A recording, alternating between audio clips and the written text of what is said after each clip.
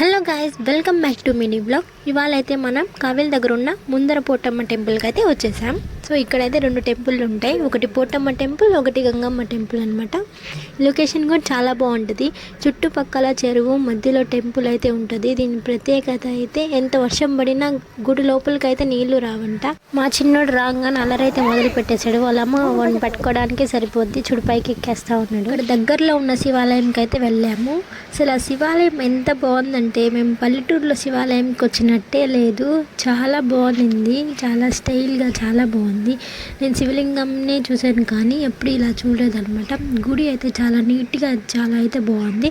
So అక్కడి నుంచి జగదత్తి శివాలయంకి అయితే వచ్చేసాము.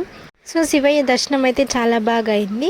అక్కడ బయట శివలింగాలన్నీ ఉంటే వాళ్ళకి చేస్తూ ఉన్నాము. అక్కడ బయట శివలింగం ఉంటుంది, అక్కడ మనకు అభిషేకం చేసుకోవచ్చు. ఇవాళ వ్లాగ్ ఇంతే. అయితే సబ్స్క్రైబ్ చేసుకోండి.